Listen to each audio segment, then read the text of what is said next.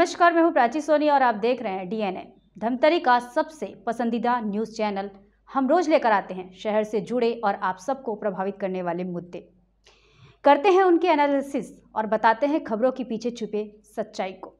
गहराई से परख होती है हर उस घटना की जो खबरों की भीड़ में आम होकर गुम सी हो जाती है। हम लेकर आते हैं परिचर्चा कार्यक्रम, जिसमें शहर के प्रतिष्ठित लोग शहर हित की बातें बेबाकी से रखते हैं। वहीं मीडिया की चौपाल में हम पत्रकारों का नजरिया समझने की कोशिश करते हैं, जबकि एक मुलाकात कार्यक्रम किसी एक शख्सियत की काबिलियत और नजरिए को समझने की हमारी कोशिश है।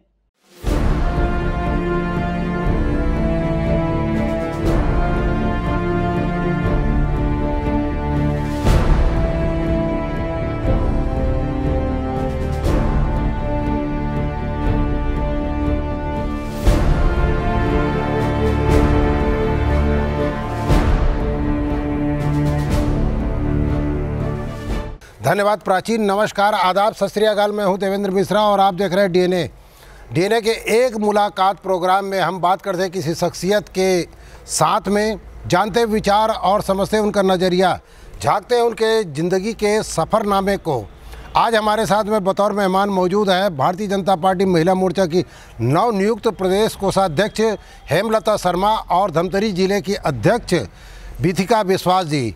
हम उन दोनों मेहमानों का डीएनए की स्टूडियो में स्वागत करते हैं और बातचीत का सिलसिला शुरू करते हैं। हेमलता जी, सबसे पहले आपको बहुत बहुत बधाइयाँ। आप अपनी इस नियुक्ति का श्रेय किसे देना चाहेंगी? मेरी इस नियुक्ति का श्रेय मेरे उन कार्यकर्ता भाई बहनों को है। सर्वप्रथम मैं उनको हार्दिक अभिनंदन करती हूँ। उसके बाद मेरे वरिष्ठ जन जो प्रदेश में है, प्रदेश नेतृत्व में हैं, और उनको मैं बहुत बहुत धन्यवाद देने चाहती हूँ कि उन्होंने मुझे इस लायक प्रदेश के लायक समझा। और अपने इस चैनल के माध्यम से मैं डॉक्टर रमन सिंह जी का भी हार्दिक अभिनंदन करती हूँ। जितने भी वरिष्ठ हमारे हैं उन सबके मार्गदर्शन में मैं अपना काम पूरा करने का प्रयास करूँगी। विथिका जी, आपको भी बहुत बहुत बधाइयाँ। हमें जानना चाहेंगे कि अभी जो कार्यकारिणी बनी है, जो दायित्व दिया गया है, जो जिम्मेदारी सौंपी गई है, ये पराक्रम है या परिक्रमा का परिणाम है?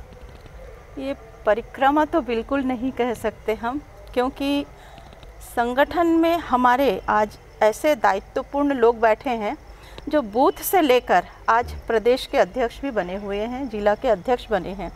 तो ऐसे लोगों का जब हमारे पास एक संगठन है, तो मैं उन तमाम कार्यकर्ता भाई बंधुओं को और जो वरिष्ठ जन है मेरे, उन सबका मैं धन्यवाद देना चाहती हूँ कि उन्होंने मेरे परिश्रम को एक यथास्थान मुकाम दिया और मुझे इस लायक समझा कि मैं इस दायित्व को निभा सकूं। और मैं भरसक प्रयत्न करूंगी कि देश के प्रति मेरी जो निष्ठा है, कर्तव्य है, मैं भली भांति निभा सकूं। एक बात और जानना चाहेंगे, डीएनए के दर्शक, आपको जिले की जिम्मेदारी मिली है, बहुत अहम जिम्मेदारी है, महिला मोर्चा को सशक्त बनाना और ख़ास तौर पर विपक्ष में 3 साल जो है वो कांटो भरी रहा है आपकी। आपके ज़िंदगी के राजनीतिक जीवन के सफ़रनामे क्या रहे? आपने अब तक के कौन कौन से पद का निर्वहन किया है? जी, मैं शादी होकर आई 1991 में यहाँ। उसके बाद मैंने कॉलेज भी यहीं की, पीजी कॉलेज से 4 एमए मैंने किया है, साथ में डॉक्टरी की भी पढ़ाई की। उसके बाद अन्ना हजारे जी का जो अनशन हुआ 2005 की बात है, उस समय से मैं सार्वजनिक जीवन में आई, सामाजिक जीवन में आई। उस अनशन से मुझे प्रेरणा मिला कि नहीं, मुझे भी देश के लिए कुछ करना चाहिए। वहाँ से फिर मुझे विश्व हिंदू परिषद में आरएसएस वालों ने कुछ दायित्व दिए, उसको मैं भली भांति निभाई।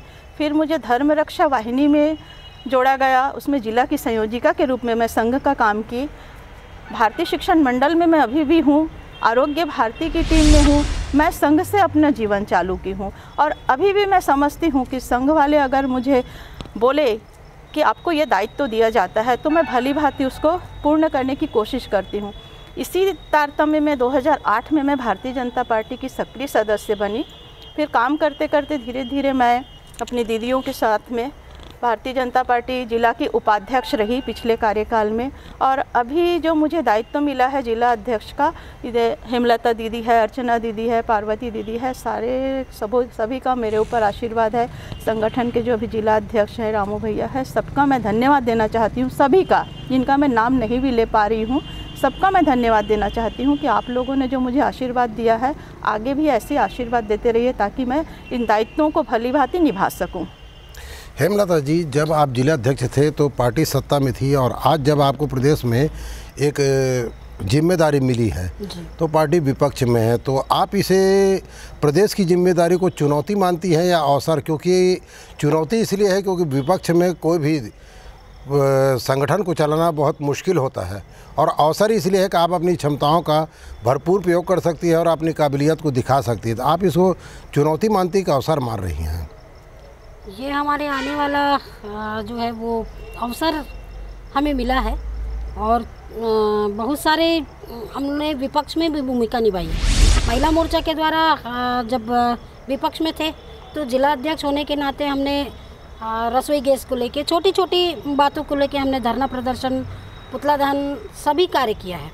और ये हमारे लिए कोई नई बात नहीं है। विपक्ष में बैठे हैं, आने वाला समय अवश्य फिर एक बार हमें पुनः भारतीय जनता पार्टी को महिला मोर्चा एक सशक्त के रूप में काम करेगी। एक बात बताइए कि आप जब 3 साल जिला अध्यक्ष रहे जी, हर एक पार्टी में गुटबाजी होती है जी, आपकी पार्टी भी इससे कहीं अलग नहीं है जी। आपने कैसे मैनेज किया, और क्या आने वाली जिला अध्यक्ष को आप इस बारे में मशवरा देंगे? ये तो मेरी जो वरिष्ठ बहनें थी और मेरे पहले भी और जिला अध्यक्ष रही हैं, उनका मार्गदर्शन मुझे मिला, और भारतीय जनता पार्टी की जो महिला मोर्चा प्रदेश की हैं उनका मुझे सहयोग मिला। मेरे जो छोटे छोटे कार्यकर्ता भाई बहन जो बूथ स्तर पे काम करते हैं, मेरे साथ में कंधे से कंधा मिला कर चली। मैं नहीं हूँ पार्टी में, मैं नहीं हूँ पार्टी में, हम की भावना है, और भारतीय जनता पार्टी में ये हम की भावना जो है आज मुझे यहाँ तक पहुँचाया। मैं उन बहनों का भी बहुत धन्यवाद करती हूँ जिनके बदौलत छोटे से छोटे कार्यकर्ता बहन जब मुझसे आके कहती, हेमलता दीदी बहुत बहुत आपको बधाई हो, तो मैं ये मेरी उन बहनों के लिए मैं उनको बधाई देती हूँ कि आज मैं आप लोग की बदौलत यहाँ पहुँची। विधिका जी, पार्टी 50 से 15 में आ गई, एक अप्रत्याशित परिणाम आए जिसके चलते कार्यकर्ताओं में एक हताशा और मायूसी का माहौल है। ऐसे हालात में आप महिला मोर्चा को कैसे संगठित करेंगे और आने वाली चुनौतियों का कैसे सामना करेंगे? देखिए, परिवर्तन प्रकृति का एक नियम होता है। कुछ समय बीतने के बाद कुछ परिवर्तन लोग चाहते हैं, स्वाभाविक है। और जो ये भूपेश सरकार अभी बनी है हमारे राज्य में, वो धोखे से बनी है, ठग की सरकार है, प्रलोभनों की सरकार है।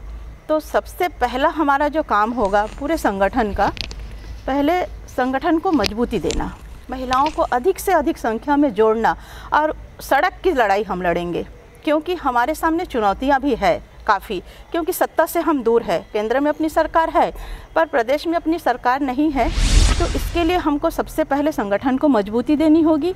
उसके बाद जो ठग की सरकार बनी है, इस ठग को पब्लिक के सामने में लाना है। आज हमारे रमन सिंह थे तो प्रचार क्रांति के माध्यम से, संचार क्रांति के माध्यम से हम महिलाओं के लिए जो मोबाइल का वितरण किया गया था, वो क्या आधुनिकता की ओर नहीं था?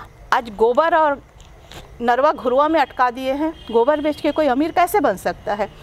महिलाओं को जो ठगा गया शराबबंदी के नाम पर, इन सारे मुद्दों को जाकर हम सड़क की लड़ाई लड़ेंगे और लोगों तक जागरूकता फैलाएंगे कि किस तरह आपको ठगा गया है, छला गया है। केंद्र में हमारी बहनों को धुआं रहित होने के लिए जो गैस का वितरण किया गया, तो कितनी अच्छी अच्छी योजना हमारे केंद्र सरकार और राज्य सरकार के माध्यम से दी गई थी। इन सबको छलावा करके भूपेश जी अगर आज सत्ता में है तो हमारे लिए यह चुनौती है कि उनको कैसे सत्ता से विहीन करें हम। इसलिए हम महिला मोर्चा की जो बहनें हैं, हमारे संगठन के द्वारा हम कमर कस के सड़क की लड़ाई लड़ेंगे और उनका पोल खोलेंगे। बूथ स्तर के जो आपके कार्यकर्ता हैं उसको आप कैसे सक्रिय करेंगे? जी, बूथ में अधिक से अधिक हमको दौरा करना पड़ेगा, वहाँ घर घर हम बहनों के साथ जाके मिल सकता है। यही अंतर होता है महिला मोर्चा और युवा मोर्चा और मेन संगठन में कि हम जो महिलाएं हैं वो बहनों के घर के अंदर तक प्रवेश कर सकते हैं, उनकी दिल की बात को हम टटोल सकते हैं। तो इस माध्यम से हम उनके घर तक पहुँचेंगे, बूथ के स्तर पे हम बैठकें लेंगे, उनसे व्यक्तिगत रूप से हम मिलके उनकी समस्याओं को सुनेंगे और बहुत हद तक सुलझाने की कोशिश करेंगे। तो इस रणनीति को अगर हम अपनाएंगे तो हमारे साथ अधिक से अधिक महिलाएं जुड़ेंगी और हमारे भारतीय जनता पार्टी के प्रति विश्वास जागृत होगा। ये मेरी आशा है और विश्वास भी है। जी हेमलता जी, आप ये बताएंगे कि महिला मोर्चा पार्टी के कार्यक्रमों को क्रियान्वित करती है, महिलाओं के सशक्तिकरण के लिए आपके क्या प्लान है, क्या योजनाएं हैं जिससे आम महिला आपसे जुड़ सके? महिलाओं के लिए सशक्तिकरण के लिए बहुत सारी योजनाएं आई हुई हैं। जो हमारे पूर्व के डॉक्टर रमन सिंह की जब सरकार थी तो महिलाओं के लिए हम खुद हमारी महिला मोर्चा की बहनें हमने समूह के माध्यम से महिलाओं को जोड़ा। हमने उनको यूनिफॉर्म सिलाई का काम दिया। हमारी सरकार जो है महिलाओं को रोज़गार उपलब्ध कराया।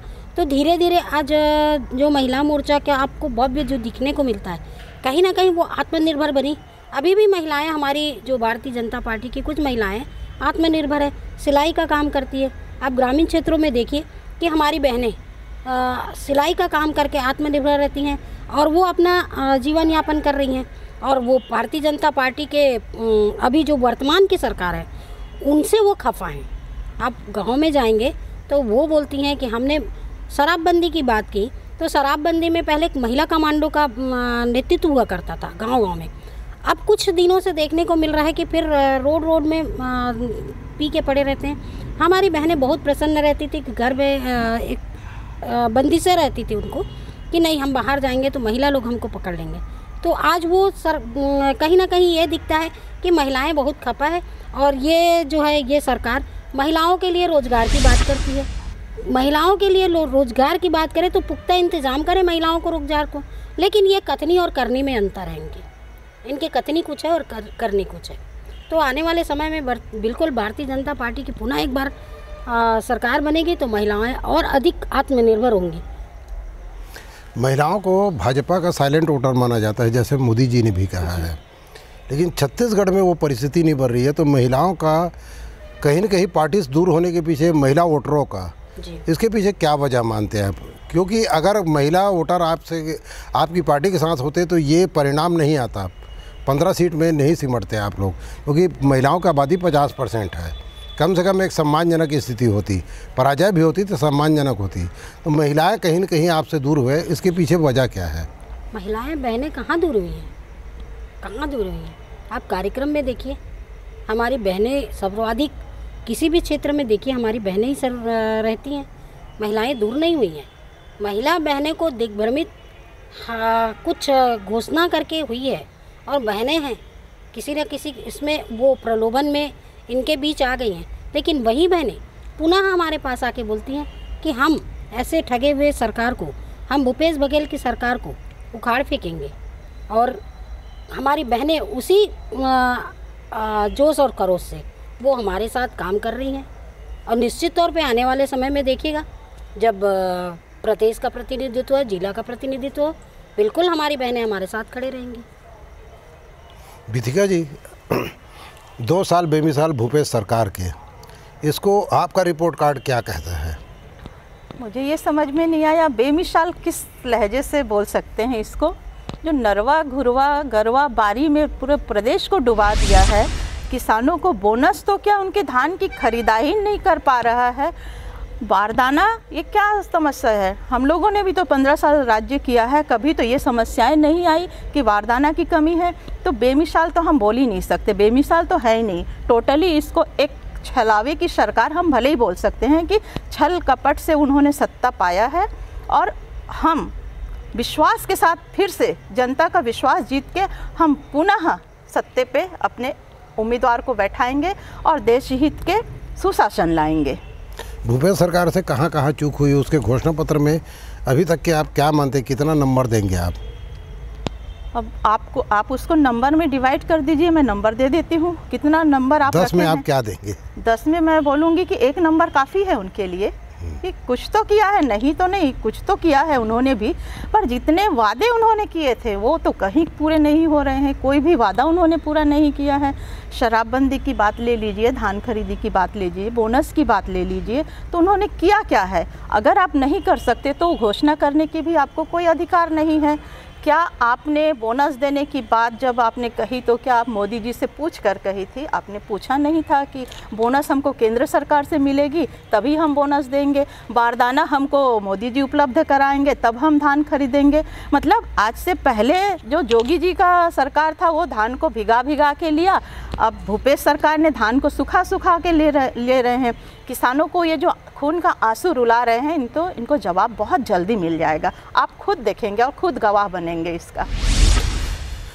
हेमलता जी, बहुत दिनों बाद धमतरी का अवसर मिला है कि प्रदेश में एक सम्मानजनक पद किसी महिला नेत्री को मिला है। आप क्या मानते हैं कि अचानक बहुत सारे लोग दौड़ में थे, आप उसमें बाजी मार गए, इसके पीछे वजह क्या है? ये बाजी मारने वाली जैसे कोई बात नहीं है। प्रदेश संगठन का जो दायित्व मुझे मिला है ना, तो ये मैंने पहले ही कहा कि ये मेरे कार्यकर्ता भाई बहनों की मेहनत है और जिन्होंने मुझे इस लायक बनाया। बहुत सारे अब पद तो एक ही रहते हैं, बहुत सारे दावेदार रहते हैं, लेकिन किसी एक को बनाया जाता है। पूर्व में बहुत सारे ऐसे पद आए जिसमें अनेकों दावेदार थे, संभवतः मैं भी थी, लेकिन प्रदेश का आदेशानुसार पद तो किसी एक को ही प्राप्त होता है।